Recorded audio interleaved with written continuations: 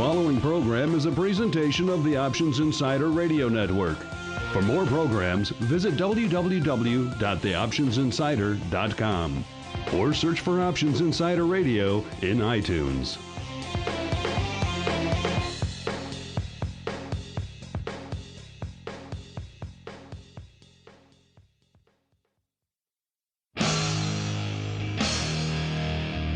And now, it's time for the show that breaks down the options market.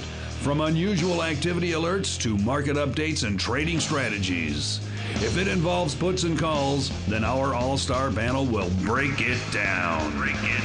It's time to hit the option block. With your host, Mark Longo from theoptionsinsider.com and co-hosts Mike Tusaw from KnowYourOptionsInc.com and Mark Sebastian from OptionPit.com. The Option Block is brought to you by Options Xpress. Don't spend time worrying about your broker. At Options Xpress, security, stability, and account protection are the most important responsibilities to our customers. Secure account access, enhanced financial protection, entrusted with over $7 billion in customer assets, established financial stability. Options Xpress lets you trade with confidence. Stocks, options, and futures, all in one account. Trade with a specialist. Visit optionsxpress.com/OXradio to open your free account. Options Xpress is a member of FINRA, SIPC, and NFA.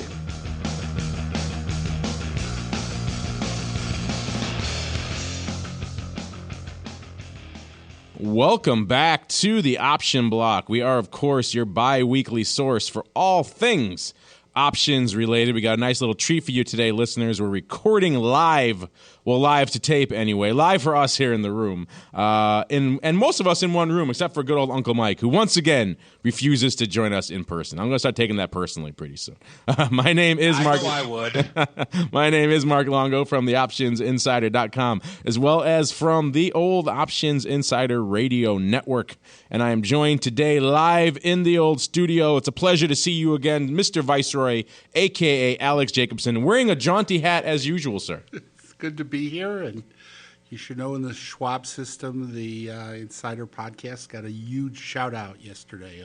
Senior management, the executive offices on down. It was showcased as one of the crowning achievements for 2013. So we really appreciate that. It's a fun. They must have heard our guessing game. I think that's what really sold them on the show. The trading patterns guessing game.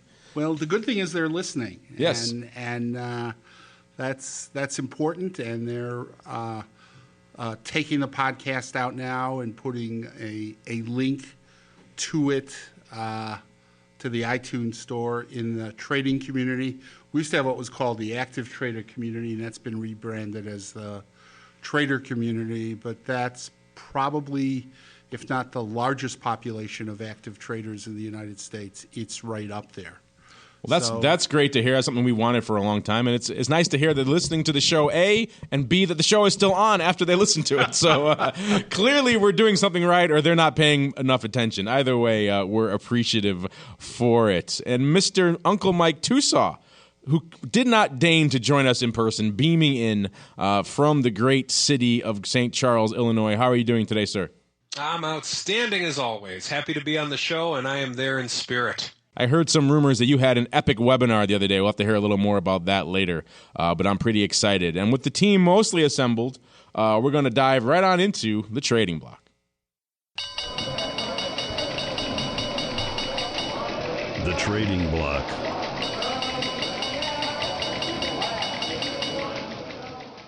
And welcome to the Trading Block. This is, of course, the portion of the program where we dive into the day's worth of action on the old street. And even though I was locked in the studio for most of the day, I did have one eye on the markets, and it was, shall we say, a bit of an aggressive sell-off to the downside there today, with the Dow being the laggard, only down 1% to 15,593. The S&P closing down 1.3%, or 23 handles to 1747, and the good old NASDAQ leading the charge to the downside, down nearly 2% to 3857. Not surprisingly, the good old VIX cash ticking up 1.25 points to 13.91, given all the selling action. A lot of selling action on the street, Uncle Mike. What particularly caught your eye? Was it the 1.5% sell-off in Apple? Was it something else really moving the needle for you? Even gold moving down nearly a full percent. What caught your eye the most today? Well, gold didn't go down too much. I think GLD was actually down about $1, so it wasn't enough for me to roll down any calls. I'm actually short the 127 calls on GLD right now, along within the diagonal collar position. With Apple, I was able to. I got out of a calendar spread today. I was in a 510 Nove Week 5, Nove Week 2 calendar spread. I actually did a couple of extra contracts on it. Than what just for me, I hope. Well, no. Something to talk about on the show? Yeah, well, no, that's I got a double ratio calendar butterfly for you. That's good. I like that. And then I did a few Texas Stupids as well, so to combo with it. But with it, Apple pulled back a little bit, so I got out of the calendar actually right at the close, so I'm glad we didn't start early today, or I would have had to not be on right away, so I had to take some action into the close. But got out of it, and then I'm thinking for tomorrow I'm going to look into doing a credit spread, some type of a bullish credit spread on Apple, just to keep that theta rolling in one way or another. But if the calendar makes more sense, we'll go back to the calendar. Yeah, that's it's been a crazy day here for a bunch of stuff that we've had going on over here. Mr. Viceroy, what's been catching your eye since the last time I talked to you? Of course, the OX favorites, clientele favorites, certainly Tesla taking it on the chin for the last couple of sessions post-earnings, taking it on the chin again today, down nearly 7.5% or over 11 handles, breaking through the 140 handle to the south side now. It hasn't been down there, in at least a month. Yeah, and the challenge with the big move in Tesla and the big move in Amazon today is, customers that 2 days ago were out of the money coming into week 2 expiration, we're getting the calls from the trading desk today saying, do something, adjust or do something. I heard one call that was kind of interesting yesterday. They were calling a customer who was short 180 calls and 140 puts on Tesla. And I'm going to get the details of this a little wrong, but I think the 180 calls were 7 cents near the close of business yesterday. And the trading desk was advising the customer to do something, kind of imploring him to buy them back at 7 cents. Well, and the customer, going into earnings, that is a sound strategy, yes. And the customer was just fighting with them. And well, that's 7 cents he's not collecting, Alex. That's heresy. Yeah, well, again, and what's even worse, he has to pay a commission too. Well, under that circumstance, the desk could have been persuaded to waive the commission. That was kind of the one of the conversations we had afterwards. But it's just that classic story that gets told over and over again in the industry about, it's a day or two before the thing is trading, 7 cents, 10 cents.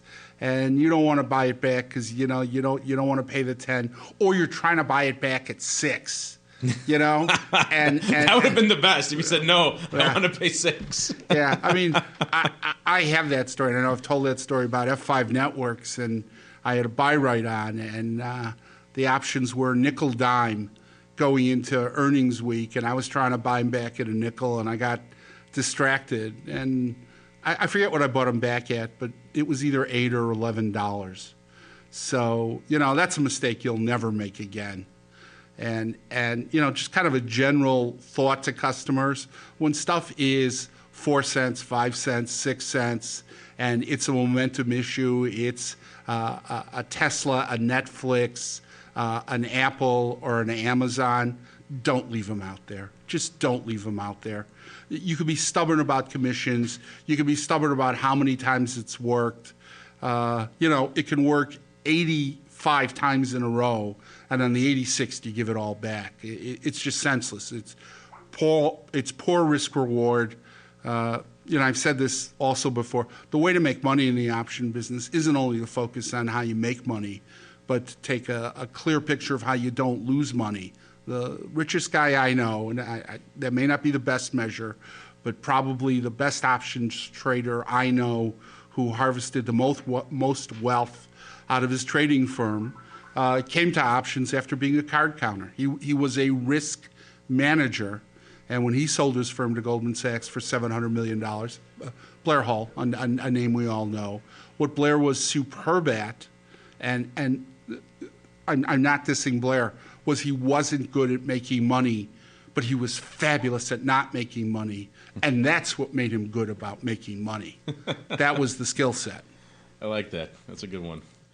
Well, I'm not sure if I ever told you. I might have said this on the show before. I'll just make it brief then about that risk management and closing out. I remember back towards the end of my run in Intel when there was still a bit of a high flyer, and this is .gogo.com period.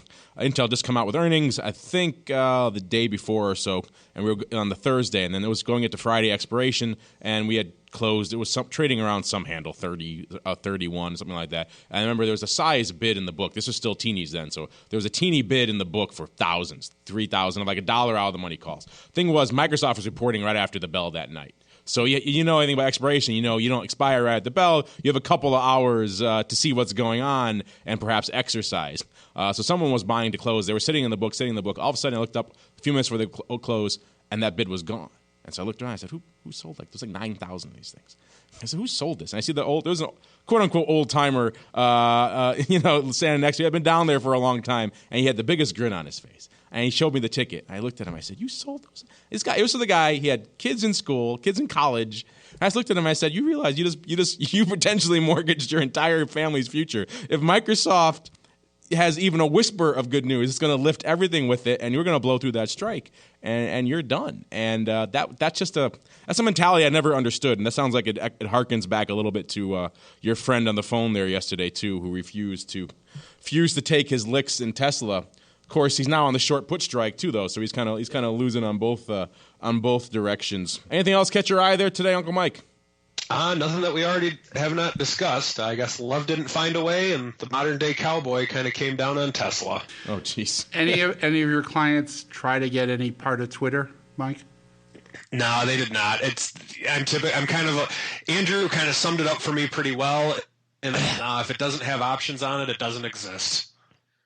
Yeah, so for our purposes, we should mention today is, of course, the day of the big, hotly anticipated Twitter IPO. It opened at, 26 and then immediately doubled, essentially along those lines, or something close to that, if not exactly that. Yeah, I think they priced it at 26 and it opened $14 or $15 higher, and I walked out before the market ended, but it was up 20-something bucks, and they doubled their market cap in essentially one day. I can't wait to get my hands on some puts out there. That will be next week on the 15th, so we have about a week to wait. If all else goes as anticipated, as we said on the show before, it's a bit of a nuanced process to get the options listed on these things, but everyone's looking forward to next the 15th, which is next Friday. So, Uncle Mike, I'm sure you can start buying your puts like you're very excited to do for all your clients. Love it. We'll tweet it.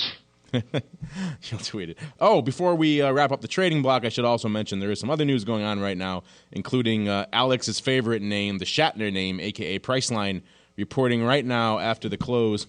They closed today at about 10:22, almost 10:23, and looking at that weekly 10:20 strike, it went out. That straddle went out for about $60, so they're pricing in a fairly aggressive move. And yeah, and so far you're taking it on the chin if you're a premium buyer. Looks like the numbers out. The Priceline's up about 14 handles in the after hours right now. So no Google, at least not yet. Of course, the night is young and the movement is young. We have no idea what's going to shake out. $14. That's like being unchanged. Yeah, exactly. Yeah, for Priceline, that's drift. That's a rounding error.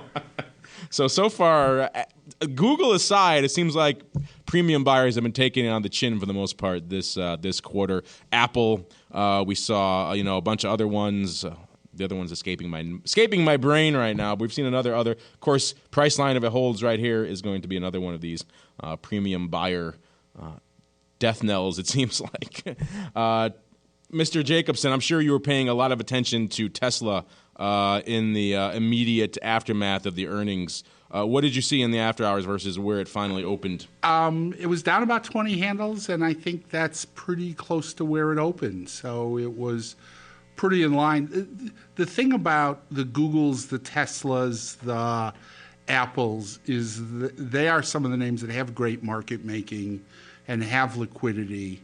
One of the things we saw today, and one of the things I know I kind of harp on, is there just isn't a lot of liquidity in some of this stuff. And the momentum stuff they killed today, the Amazons, the Regenerons, didn't seem to have the kind of liquidity you're seeing in Apple and Tesla. Apple and Tesla are where the market making community is kind of laser focused lately, and it's tough to be a market maker when stuff gaps. I mean, we talk about this a lot about pre-opening after the close, but the thing that takes a market maker out, everybody looks at market making and says, it's just an opportunity to coin money, and you realize in today's world of electronics, today's world of very concentrated market making, you get a big gap. You get something that closes at, $315 and opens at $270, and that market making community,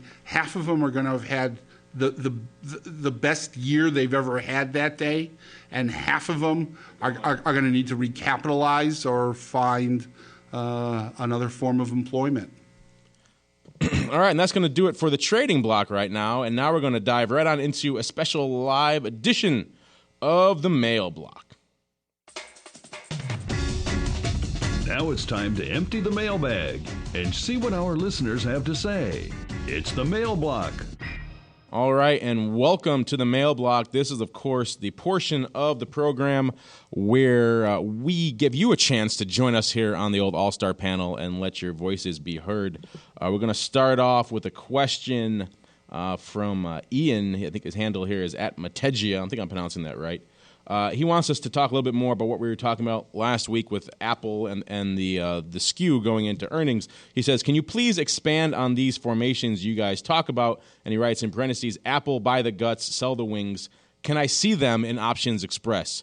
Let me first maybe apologize there, Ian. I probably sometimes get carried away with my lingo and don't spend the time to actually explain what I'm talking about. What we were talking about there last week was kind of what I was alluding to at the top of the show, where we saw an unusual pattern for Apple. I think Apple, for most of the recent earnings, and at least in the modern period of Apple memory, we've seen a pattern of pretty much selling at the money vol and then buying the wings, particularly the out of the money calls. That was just, we used to joke all the time on the show about the zealots would bid up that vertical call skew to the point where you could put on verticals for not credits, but amounts approaching those levels. So we always used to joke about that. And this coming into this earnings, we kind of remarked on how it seemed to be actually the opposite structure in there, where people were actually buying the at-the-money vol for a change and selling the wings, probably as a response to what we saw in Google, where Google moved 100 handles or so pretty much overnight and into the next session, and the premium buyers did very well. A lot of the same players, as we've discussed before with the trading patterns guessing game, a lot of the same players play in Google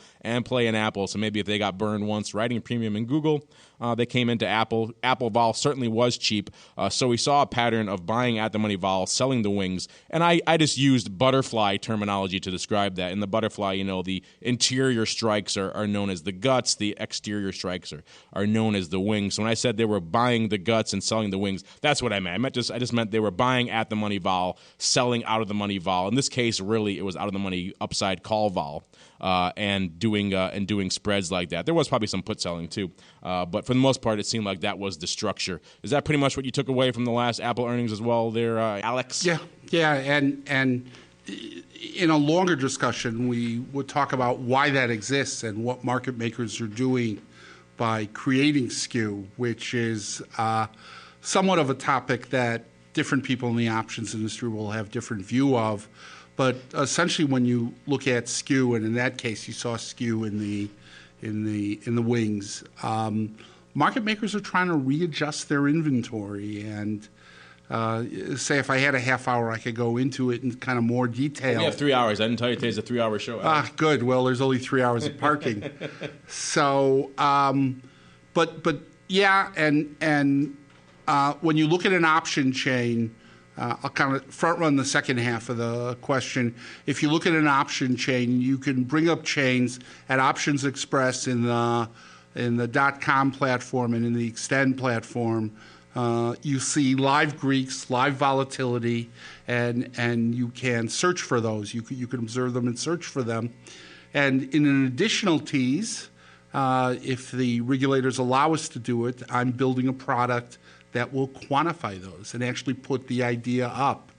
So it will highlight that what I'm talking about. And right now you can see it in the tools, but you kind of have to know what you're looking for. Yeah, you got to search for it, and we've designed a tool that will do it in right now probably the 50 most liquid names.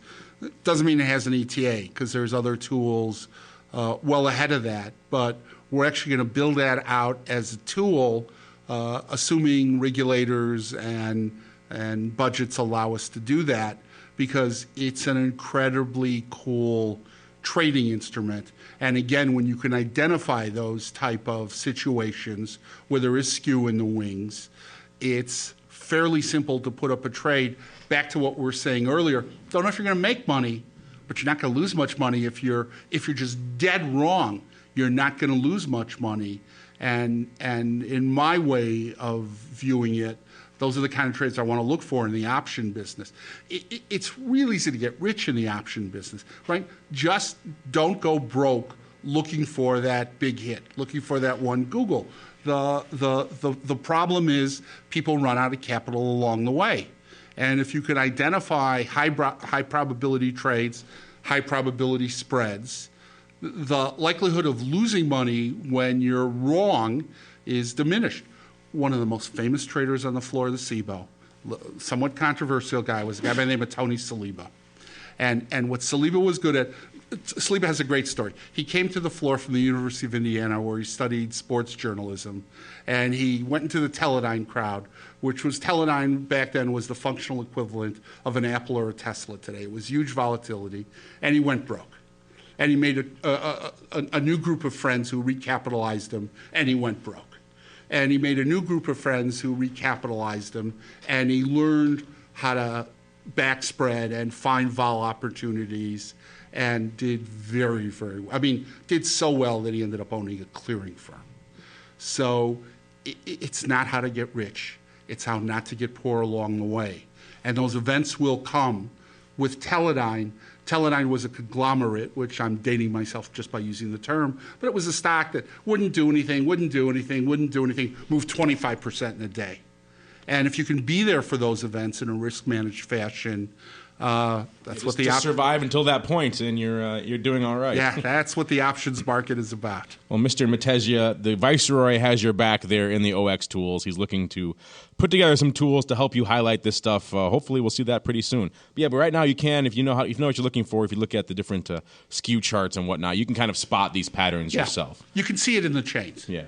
He also wants to know, I'd also love to see that study comparing weekly to monthly contracts that Alex mentioned on the show. Alex, any chance of us getting a link to that or anything like that anytime soon? Well, at this point, I gotta get it through compliance. Unfortunately, the guy who produced it has left the firm, and I'm kind of in a situation now where I've got to reconstruct a lot of his stuff with deadlines. So unfortunately, that is one of the things that doesn't have a deadline on it.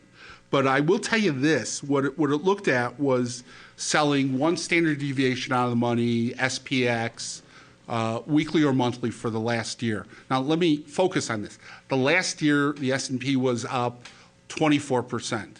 So what hurt the weekly, if you made the decision based on Greeks and you said which erodes more, it would have taken you to the weekly.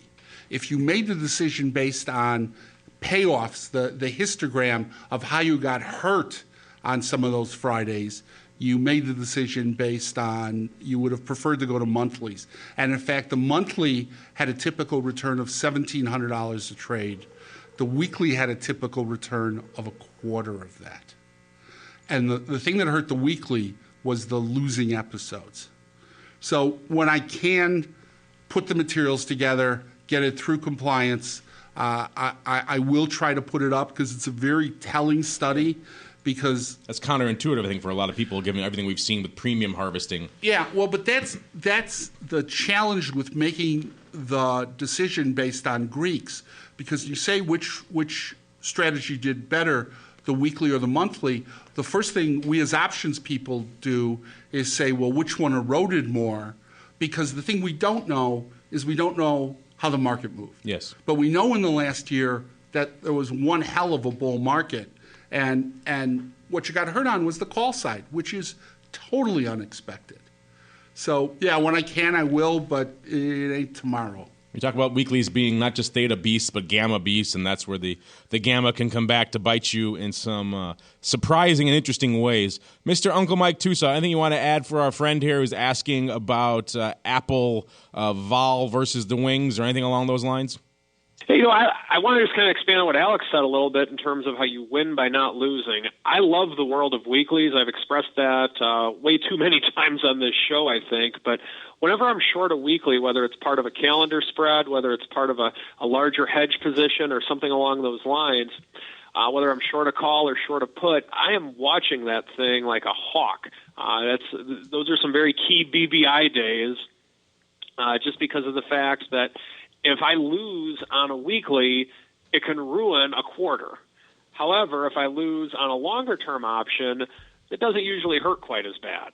So you have to manage it in such a way that you have to be able to take the cuts or take the hits, so to speak, and you can't let a small paper cut become a severed jugular vein. Because if you do, then, well, hopefully your clients are understanding and they'll let you give you a second chance.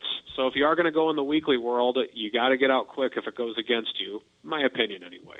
Clients are forgiving. What clients do you have, Mike? Well, I don't know. Actually, like today, I bet you they were pretty big fans of yours. These are the kinds of days that people seem to call Uncle Mike Tusa with gratitude and thanks. Yeah, don't worry. They'll call me with anger and venom tomorrow because I didn't buy the dip. If it goes up, of course. My clients, I honestly do have the best clients in the world, and they've enabled me to do a lot of wonderful things. I'm very grateful for all the clients that I have. I love them all. Next up, we have a question for Mr. Alex. It kind of stems off of a little jokey aside I made on the show a week or two ago.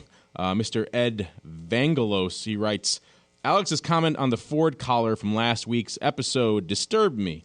You're disturbing our listeners there. It's not the first time. He essentially said that selling the stock was better than using a collar to hedge the position because no one wants to sell the call. So is Alex just not a fan of collars, or does he actually think it's better to be in cash than to have a hedged equity position? Alex, before you answer, let me just defend you a little bit. I think you were more reacting to the fact that I was outlining a somewhat absurd example for a collar, which was essentially a $1 wide 50-cent thing on either way. So I could certainly see where you might come on the side of just sell the stock and be done with it. So my recollection was it was Ford and an IRA. Yeah, it was Ford and IRA. It was 17-18 collar, around 17.5. Right. So is the collar strategy a bad strategy? No.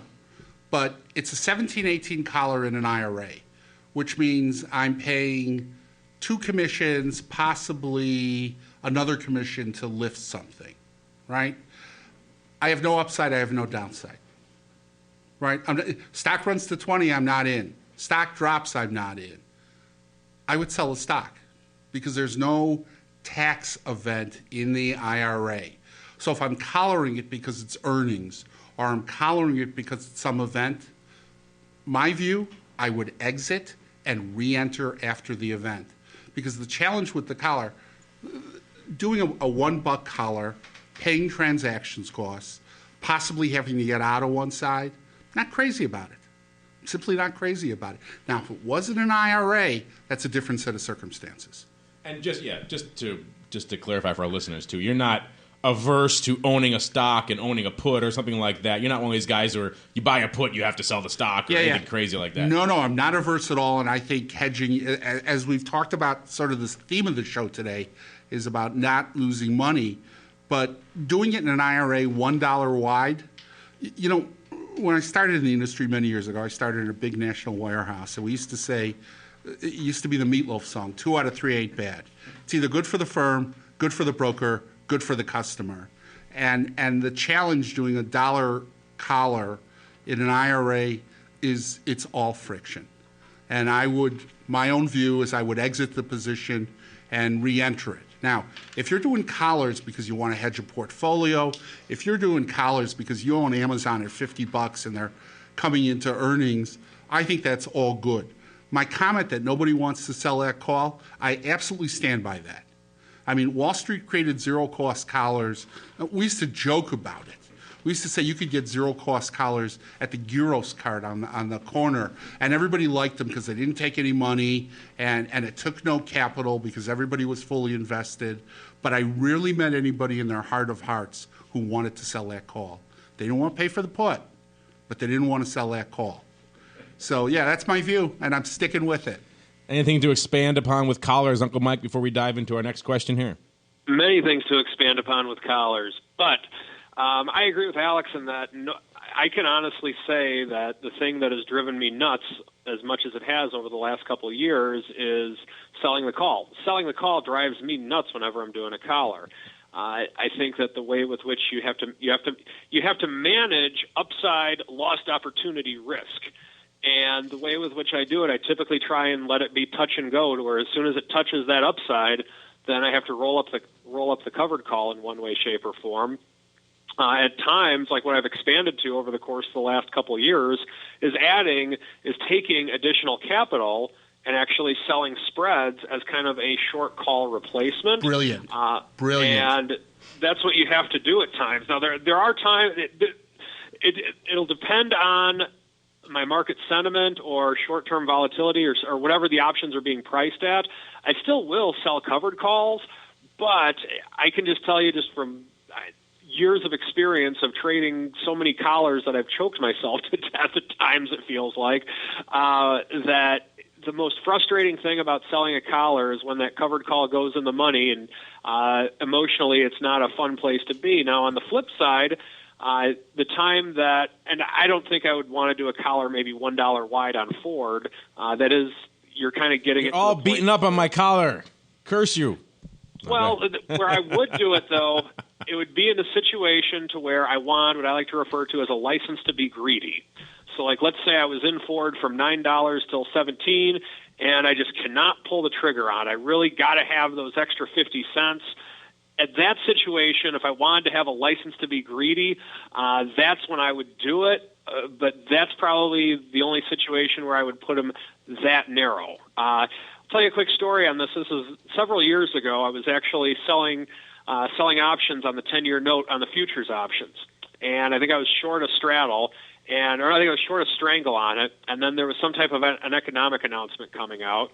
So I log into my Options Xpress account. I remember I'm like, I got to hedge against what if this happens?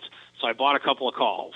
And then so I'm like, what if that happens? So I bought a couple of puts. I'm like, okay, well, wait a second. I need to sell a few more options because of the fact that what if we have a drop in vol? Okay, I did that. So I spent about a half hour hedging this position. I'm like, you know what? I got all my bases covered. I think this is good. So I looked at this. I had like 25 positions on the 10-year note, and I looked at my position delta, gamma, theta, vega, rho. It was 0, 0, 0, 0, 0. I basically just got out of the trade. And so it was kind of an aha moment for me many years ago that you don't want to get too smart, because the only one that really got rich that day was Options Xpress with all the commissions I paid. 2 out of 3 ain't bad. There you go. Yeah, and you know, I say that tongue in cheek. It's got to be right for the customer. And essentially, when you put a collar on, to Mike's point, you're crafting a call spread. You know, would I do a $1 call spread? There are circumstances under which I would do it, but an IRA where I'm paying no taxes on the gain, I would clearly look at other possible alternatives. And you know, in today's world, for $7, $8, $9, you're out of the stock. You're out of the stock. You're in cash. If the stock runs up, you didn't own it anyway. If it runs down, you didn't have the risk. Good story. Replace the trade for another $7, $8 after the event. All right, next up in our live mailbag palooza, we have a question from the website. It's from Richard D. He writes, Mark and the crew. You guys are my crew now. I like that. We're the minions. We're the minions. I'm posting my questions in more atomic increments so that you can decide which are worthy to be read or queue them up for the future. He submitted a few questions, shall we say. He writes, I should say. He goes on to write, one reason we like options is that we create similar effects to long or short stock positions with less capital tied up and often at risk. Agreed. That's capital efficiency. That's a good thing. He goes on to say, however, it raises the question of what safe and liquid options, pun intended, do we have for that cash that we keep in reserve? And he goes on to say, in parentheses, since if we put that into more options positions, it would defeat the original concept of mitigating risk and not tying up capital. Money markets and savings accounts don't really pay anything. Are there any hedged ETFs or other products that would have a max-defined loss that you could recommend? I left that hook out there for Mark Sebastian. When are we going to get the Swan Index and then the accompanying Swan ETF for all of your options capital? Thanks again. That's an interesting question.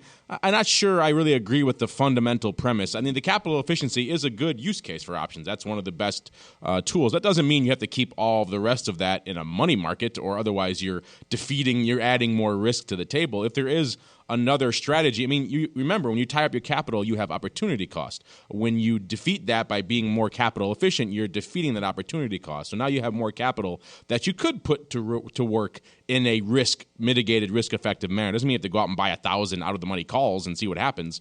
You could put on a very risk-mitigated vertical spread. Just because you take that money that's left over and put it into an additional options position, I don't think you're defeating the original intent of the capital efficiency. What do you think there, Alex? You're spot on, and the thing you need to realize, again, I'm going to go back in history. When I started in this business, there was a strategy called a 90-10. And basically you put 90% of your money into a 10% treasury bill. I know a lot of people say, 10% treasury bill, what planet is he from? 1972, maybe. You put, at the 87 crash, the Oppenheimer Fund had a fund that had 90% of its money in a treasury bill or a treasury note. They had 10% of its money in OEX straddles. And an interesting story, because it doesn't end as well as you would think, because the portfolio manager on the Monday of the crash liquidated the portfolio at the close. I was going to say. They made. So that's when you eat a bullet after something like that. Yeah. You did it on the morning. So, what I take the listener's question to be is, what's the functional equivalent of the 90-10 today? And the answer is there isn't one. And people will search, people will read option books and look for things like riskless boxes. But here's the thing. If interest rates are zero, riskless boxes are zero, and you're going to pay transactions costs to do them and maybe give up some slippage in the trade. There is no haven. When we're all frustrated by interest rates, being zero. Before I came back to the brokerage industry, when I was still at the exchange community, I mean, interest rates were still like 3 or 4%. Seems like the salad days of interest rates. And, there were lots of government funds. There were lots of quasi-government money market funds. The reality right now, if you come to OX, if you come to Schwab, park your money in cash, you're going to earn 0.0001. It's the reality of the industry today. And looking for something, if somebody shows you something that has a 5% yield, understand it's got monstrous risk today. There is no haven. There is no silver bullet for where to park cash. And here's the thing about making money. Nobody ever made money by not taking risk. So, yeah, you put a little bit into the options. I get you want to put some money aside to be safe. Mark, to your point, maybe buy some high dividend stocks and wrap some collars around them. One of the most successful people I ever met, and I've told the story over and over again, John Jacobson, sold puts, wrapped it in collars, made 8 or 9% a month. It's not a strategy you could easily replicate today, but it was a risk-managed way of doing things. Maybe you want to sell some put spreads on some high-dividend quality stocks. It's not risk-free. It's not a silver bullet. But to make money, you're going to have to take some risk. No matter what you do hedge it. Mike, you must wrestle this on a regular basis. What do you do with the excess cash? And let's say you're doing a stock replacement or something like that. What do you typically do with the reserves? Quite a few things. Alex, just to give you an idea of it, I remember back in 2007 when I was working at OX, I did a presentation.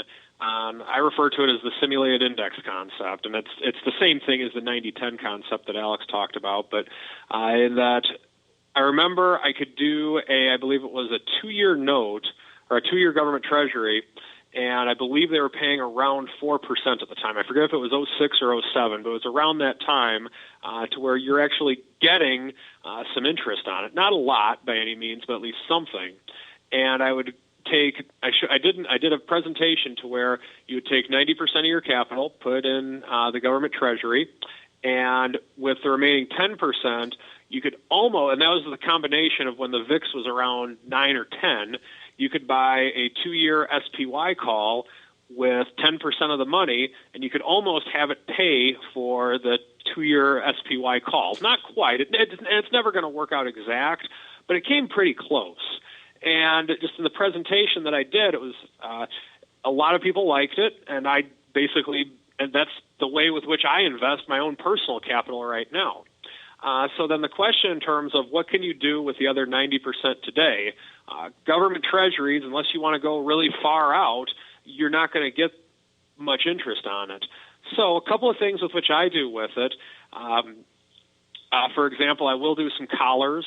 And those are cases where perhaps I'll do, if I'm doing something that has the 90-10 or simulated index style strategy, with that, I would be more apt to sell a covered call on the collar as opposed to using additional capital to get upside because of the fact that I'm looking for a smaller return and something a little bit more safe, a little bit more simple, a little bit more hands-off, and we're looking to get the upside within the call itself.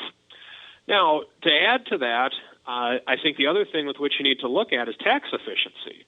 One thing that I do with a lot of my clients is, not every client, but more than one, I'll say, we will actually buy calls within the IRA, or in some cases the Roth IRA, very small accounts because the clients have built up their wealth outside of the IRA.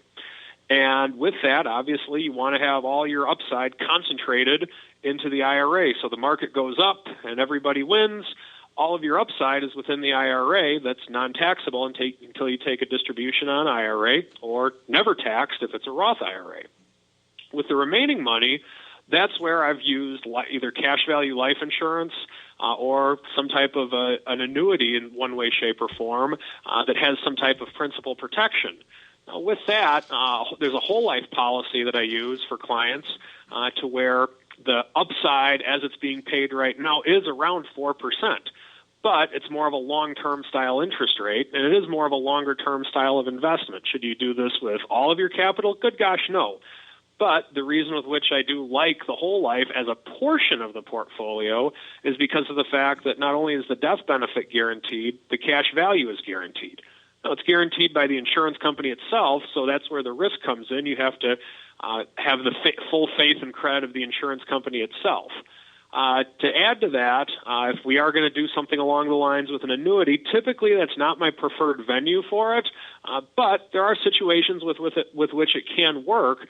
You don't have to pay taxes on the gains of the annuity until you take distributions, and that's taxed at ordinary income.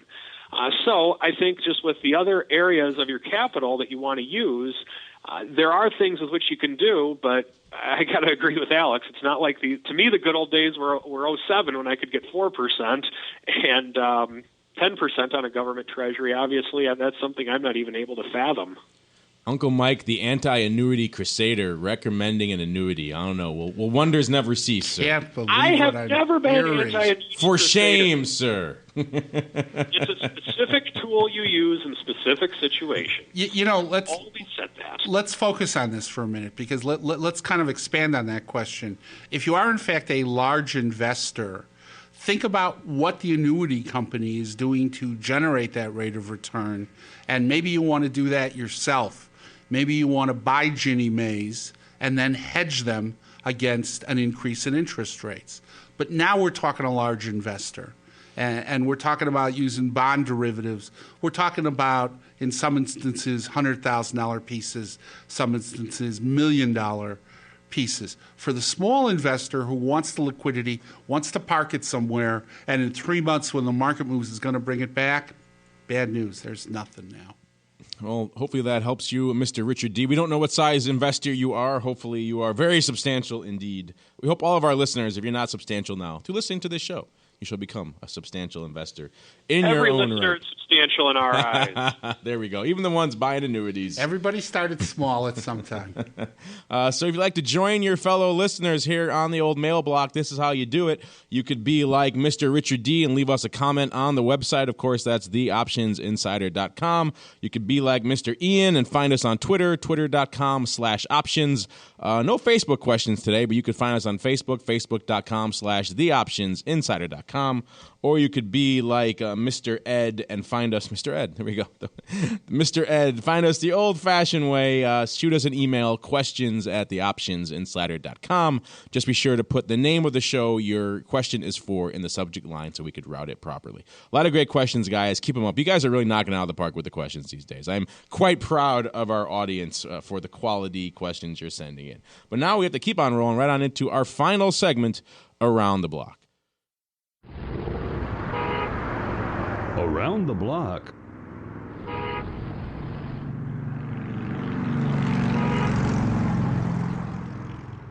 All right, and welcome to our final segment. This is, of course, the Around the Block segment where we look ahead to what we're watching for the rest of this week. Mr. Tusaw, when you're not busy buying annuities, what else is catching your eye for the rest of this week, sir? Man, you love labeling people. Goodness gracious. I just wanted to see how we recover from tomorrow, or if we recover. My eyes are going to be glued to the set again right at the open. I can't wait. I love it when you get some action in one way, shape, or form. Speaking of action, Mr. Viceroy, what action are you watching for the rest of this week, sir? I am with Mike. I'm watching macro stuff, watching Washington. I was driving in this morning, and I heard a commentator talk about the fact that if they could get a budget accord, there'd be no stopping this market, but none of us have any confidence that that's going to occur. Today's sell-off, I think, was a little overdone. They took the technology guys and just mugged them. They took the momentum people out and mugged them. They took the biotechs out and mugged them. One biotech name I watched, which had a little good news today, was up almost $4. That tells you that markets are thin. I mean, when you get the Amazons and Regenerons just moving double digits, that tells you that they're mugging the momentum stocks and markets are thin. The whole focus today was Twitter. It's all you're going to hear about in the news tonight. A couple days we'll be past that. And then they'll be looking at Washington again, and they'll be looking at macro issues. Speaking of the premium buyer beatdown going on in the marketplace, we also have Groupon reporting right now after the close tonight. They close exactly at 9.5, and of course that weekly 9.5 straddle going out at about $1.40. It's down about 25 cents right now in the after hours. So this is a $9 stock with a $1.40 straddle, or with essentially a day to go on it. Essentially now trading about 25 cents down. So yet another example of the premium buyers getting the pants beat off them so far this season. Let's get another update here on Priceline. Priceline actually giving up even more of the gains, the scant gains that it had. It was trading 1036 before, now trading 1030, so giving off about 6 handles of that. So it closed at 1022, around 1023, so off about 7 handles right now in the after hours on a straddle that went out at around $60 or so. So there you go. Premium buyers taking it on the chin yet again. One more. Let's try for the trifecta here. NVIDIA also reporting right now after the bell. They went out at 14.5. It was 14.5 straddle, trading about 70 cents. And they're up about 45 cents in the after hours. So not as bad as some of the other ones. Certainly not a $60 straddle going out for 6 or 10, but still not a lot of love there for the premium buyers in the market. So hopefully, if you're one of our listeners and you are out there buying premium, you're aggressively selling those wings or doing something. Not crazy, no ratios, but it's doing something to at least offset some of the premium that you're spending. And, of course, that's going to do it here for us on the old program. I want to thank good old Alex for joining me in person. You are a trooper, sir. You got a half thanks, Uncle Mike, for having at least the interest to beam in on our live show today. And Sebastian and Andrew get no points because they were nowhere to be found. So perhaps we'll start with you, Uncle Mike. I heard you had a great webinar. Tell us how that went and then what's coming up over there on the old RCM webinar train. Well, I don't know if I only get a half thanks, then I don't know if I have the motivation to do it. Well, you can give us half an overview. How about that? Got it. Just for you, Mark, anything. All right. Yeah, last night we had a great webinar. It was on Obamacare. It was actually one of the highest. It was actually a new record for the highest attended non-option based webinar we've ever done. And this even outdrew a lot of our futures webinars that we do. So with that, we had an expert come in from the Horton Group, one of the biggest insurance brokerages in the state of Illinois, and it was amazing. I learned so much last night on Obamacare. It's not a political event. We're not trying to bash one side of the aisle or the other. It's just designed to help people so that they know the facts on Obamacare.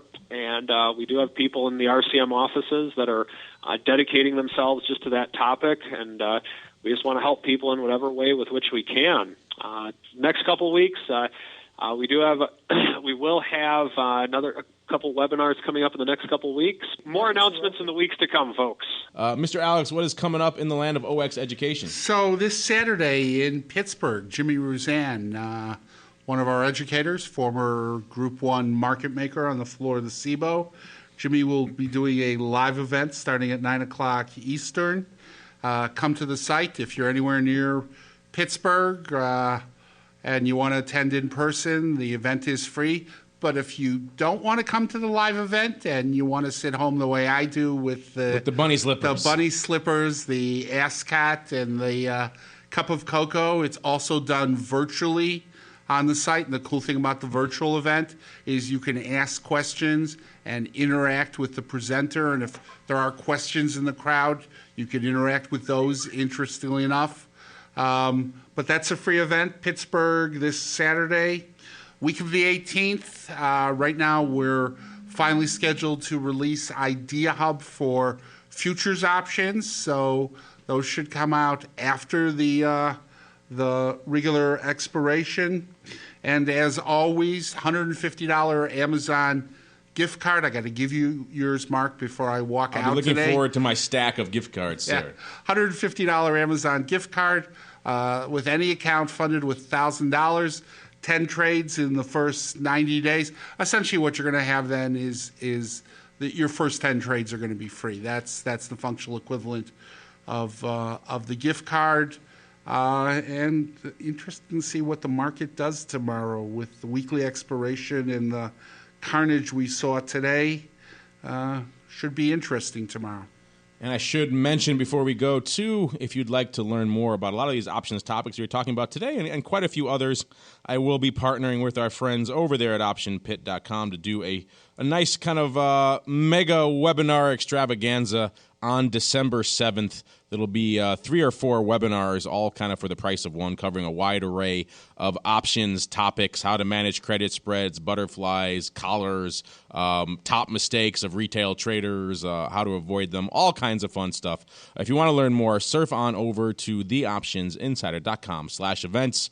You can register there. If you do so, I'll even throw in all of those great exclusive videos we shot at our Unusual Activity Forum at the CBOE back in May. If you couldn't make it in town to Chicago for that, it was a great event. We have these exclusive videos, and we're making them available just for the registrants of this webinar on December 7th. So check it out, theoptionsinsider.com/events to learn more. And on behalf of Mike and Alex and, of course, myself, and even the guys over at Option Pit, Andrew and Mark, I want to thank all of you out there in the listening audience for downloading and streaming and subscribing, and, of course, for sending in such great questions. Keep them up, and we'll see you next time right here on the Option Block. Become a part of the Option Block. Just visit www.theoptionsinsider.com/forum to post a question for the hosts. You can also submit questions to twitter.com/optionblock or leave a voicemail at 312-544-9356. Make it interesting and your question just might make it on the air. The Options Block is property of the Options Insider Incorporated. All rights reserved.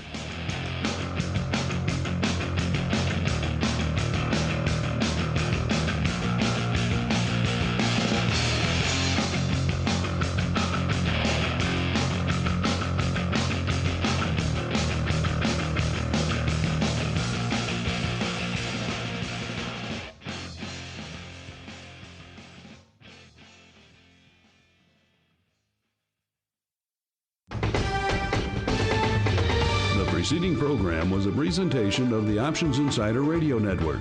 For more programs, visit www.theoptionsinsider.com/radio or search for Options Insider Radio in iTunes.